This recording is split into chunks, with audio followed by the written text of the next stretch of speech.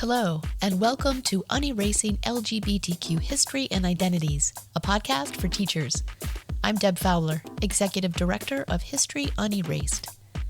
In this season, my colleagues Kathleen Barker and Dinah Mack will introduce you to a few of the characters featured in our Intersections and Connections curriculum, and some fascinating and empowering backstories. In this episode, Kathleen will introduce you to the Healer Stones of Kapaemahu, their erasure in the age of American imperialism, and current efforts to restore the monument to the Healer Stones and the story of the mahu to their rightful place in Hawaiian history. Take it away, Kathleen. When you think of Hawaii, what comes to mind? Beautiful beaches and surfable waves? Pineapples and ukuleles? Or perhaps military history and World War II memorials? How about cultural imperialism and appropriation? Just off Waikiki Beach in Honolulu, Hawaii, 4 large stones stand together encircled by a short fence. A monument to 4 extraordinary beings of dual male and female spirit who brought the healing arts from Tahiti to Hawaii long ago. This sacred site is a reminder of Hawaii's long history of healing and inclusion, yet most tourists walk by it without a second glance. And those who do stop to read the informational plaque don't get the whole story. What are these stones? What's their story? And how has that story changed, depending on the teller? The inspiration for this episode is the documentary film The Healer Stones of Kapaemahu, produced in 2022. As we developed this podcast, we were mindful of this quote which opens the film. "I want the history of my homeland to be correct. The foreigner shall not teach me the history of my people. I will teach the foreigner." By S.M. Kamakau, 1865. First, you'll hear the history of the Healer Stones. Then we'll unpack the context. Who are the mahu? What happened to the Healer Stones? How are they memorialized today, and what can you do to keep their history alive? You'll hear excerpts from the documentary in Hawaiian, as well as comments from present-day mahu. British Captain James Cook is credited with being the first European to visit the Hawaiian Islands in 1778. Americans followed soon after, with Christian missionaries leading the way. By the late 19th century, Americans were living and doing business in the Kingdom of Hawaii, and even participating in the Hawaiian government. In 1893, a group of Americans were part of a small cabal that overthrew the government and Queen Liliuokalani in favor of annexation to the United States. Similar to European colonial efforts across the globe, some Americans in Hawaii disparaged and erased Native Hawaiian oral traditions and histories in favor of so-called modern ideas and practices. Traditional chants and hula, for example, were described in late 19th century newspapers as disgraceful displays of heathenism.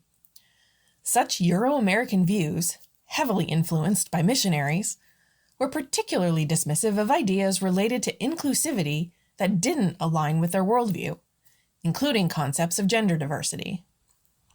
The story of the mahu, extraordinary individuals of dual male and female spirit, mind, and heart, as well as their healer stones, were soon overshadowed by imperialist greed and hypocrisy. The story of the Kapaemahu is known in Hawaiian as a mo'olelo, a story that is both history and legend, originally passed down orally from generation to generation. I te au māmoa tō kākuhi hewa noho ali'i a o a. Aia no he e hā mau kanaka tūpaia naho ta holomoana. A haele mai lako mai moa ulanui a kea, a tū mai Hawaii nei.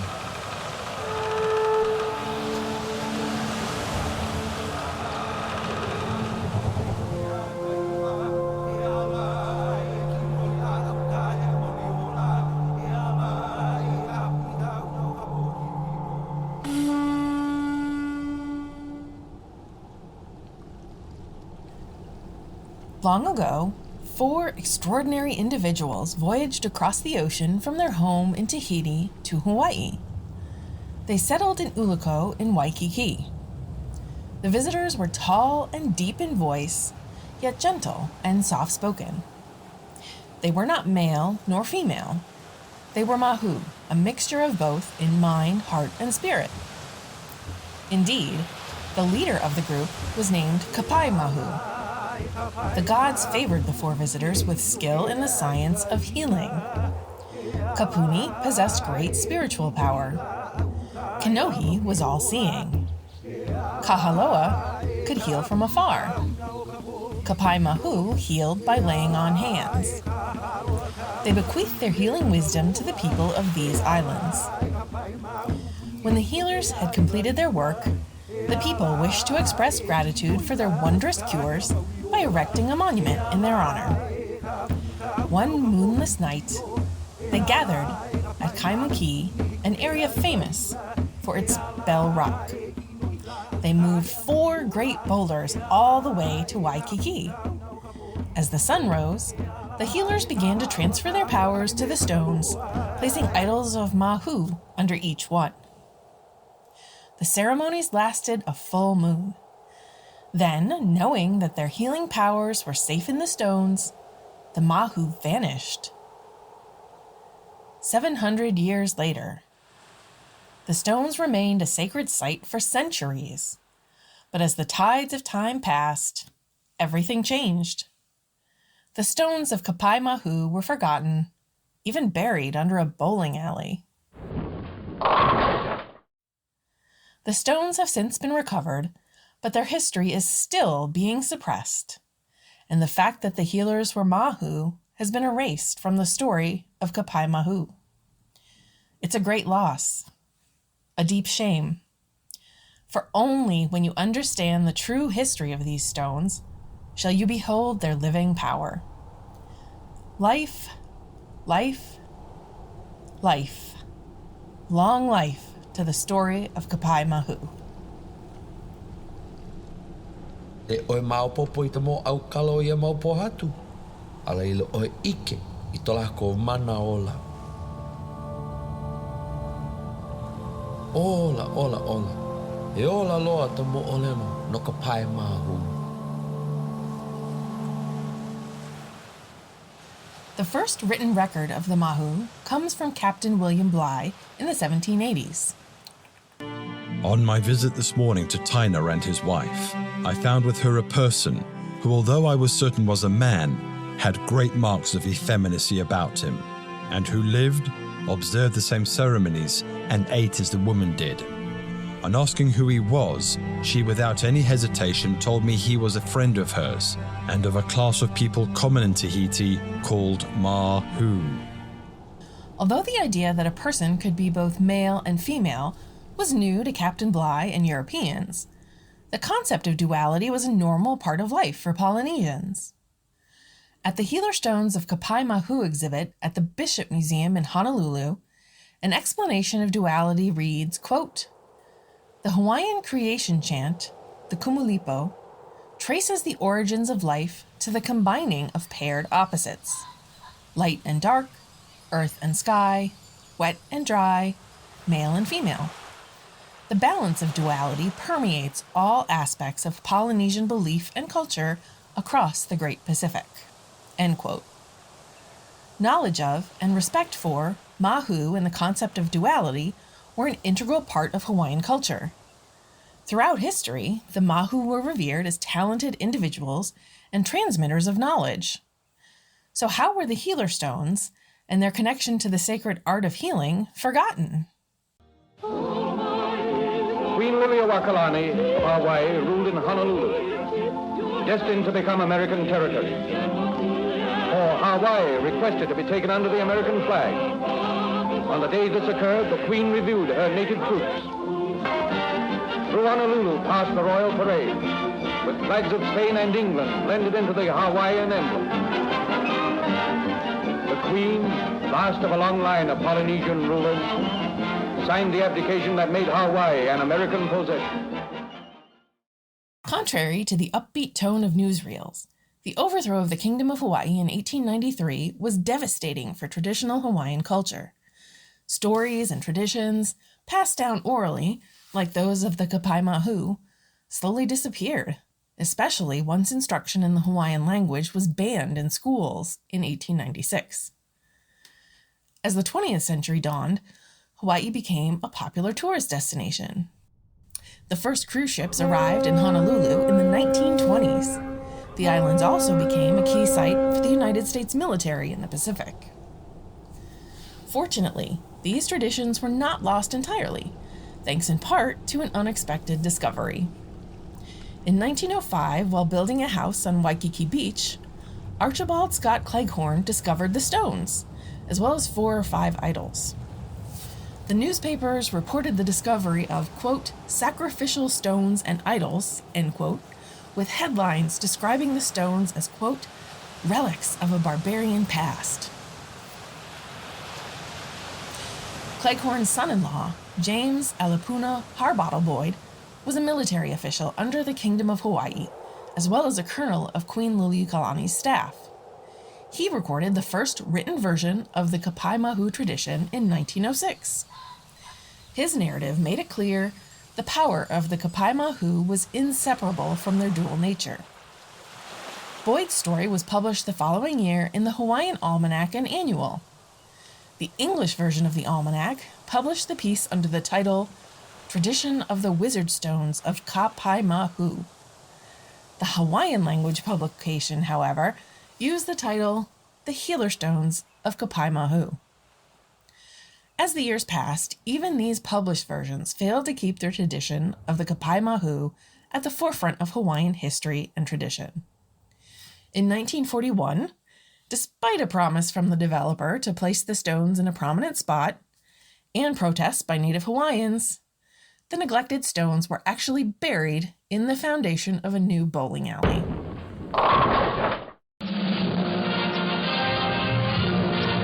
Aloha means both farewell and greetings, and Hawaii bids farewell to 40 years of frustration and failure in attempts to win statehood, and joyously greets its new status as a full-fledged member of the Union. In hours less than the time between breakfast on the mainland and dinner in the islands, you'll find out for yourself the true meaning of aloha. In the sparkling sunshine of your first Hawaiian morning, Waikiki Beach is just as you've always pictured it. In the early 1960s, the stones were uncovered when the city of Honolulu tore down the former bowling alley and other buildings to create a beachfront park. Unfortunately, the continued influx of tourists and military personnel, as well as their Euro-Christian values and ideas about gender and sexuality, led to increasing disrespect toward the mahu, both living and historical. In the eyes of the government, the mahu had become a problem that needed solving. In 1962, existing state legislation intended to curb disorderly conduct was amended to prohibit cross-dressing and therefore prevent mahu and transgender individuals from intentionally deceiving others about their gender. Mahu performers in Honolulu's nightclubs were even forced to wear buttons that proclaimed, "I am a boy," in order to avoid fines or arrest. This so-called intent to deceive clause remained on the books until 1972. Public monuments, markers, and memorials are powerful symbols of who and what a community values. Unfortunately, the markers placed at the site of the Healer Stones still do not reflect a culturally or historically accurate portrait of Kapaemahu. When the stones were uncovered in 1963, Hawaiian educator and scholar Mary Kawina Pukui led the effort to preserve them.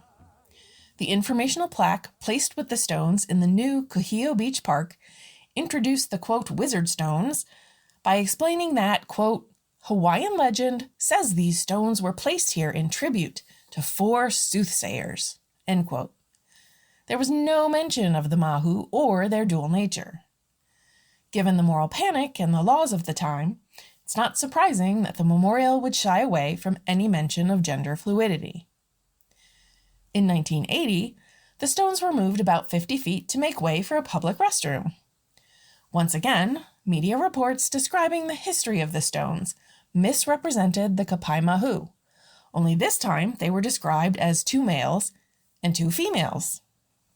As described by Madame Pele devotee Leatrice Ballesteros, the spirits are Kapaemahu, a healer and male, Kahaloa, a beneficent female, Kapuni, an evil male, and Kinohi, a female who brings blessings to homes. In this case, the inaccurate information was promoted through a 1980 newspaper article by Leatrice Ballesteros, a Filipino medium who claimed to have a special relationship with Hawaii deity Madame Pele. Ballesteros had no Hawaiian ancestry or knowledge of Hawaiian language or culture, yet her ideas spread widely. All of these false narratives beg the question, who gets to tell the story of the Kapaemahu? Attempts to revive a more accurate description of the Kapaemahu received a boost with the 1993 publication of George Kanahele's pamphlet, Restoring Hawaiianness to Waikiki. Kanahele, a tourism booster, proposed to revive all aspects of Hawaiian life, culture, language, tradition, and economy. Although some of his ideas were deemed controversial by Native Hawaiian activists, among his proposals was one to designate the Healer Stones as a historic and honored place. The stones were eventually restored and rededicated in 1997, thanks to the efforts of Papa Henry Awe, a traditional healer from the Big Island of Hawaii. With funding from the Queen Emma Foundation, the stones were placed on a new foundation at Kohio Beach, along with a stone altar and surrounded by medicinal plants and herbs. The site also includes a small stone from the healer's home in Tahiti. The site was designated with much fanfare, and the ceremony was even broadcast on the local news. Despite the renewed attention, the plaque placed at the site in 1997, which remains there to this day, is still inaccurate. Called the Stones of Life, there is no mention of the healer's identity as mahu. Misinterpretation or conflation of the term mahu with the term gay demonstrates the lingering effects of colonialism in 21st century Hawaii. A centuries-long tradition of appreciation and respect for gender diversity is still being erased, thanks to 200 years of continued Euro-American cultural imperialism. The Kapaemahu show us that being Hawaiian means uniting the male and female. According to contemporary mahu, Lynette Kahakili Paglinawan, to be mahu in Hawaiian society is to recognize that in each person there is a male and a female spirit. They argue that mahu were made to feel ashamed of themselves, as other non-Polynesian worldviews were integrated into Hawaiian culture. Mahu were not allowed to recognize their own duality. Today, the Healer Stones occupy a protected location in the heart of Waikiki Beach. For those who know their history and understand their meaning, the stones are a permanent reminder of the skills and accomplishments of the 4 mahu healers. Efforts are underway to correct the informational plaques at the site to ensure that they are historically and culturally accurate. You can continue to tell the story of the mahu by sharing this podcast. Go to our show notes to learn how you can take action to ensure mahu are restored to their rightful place in history.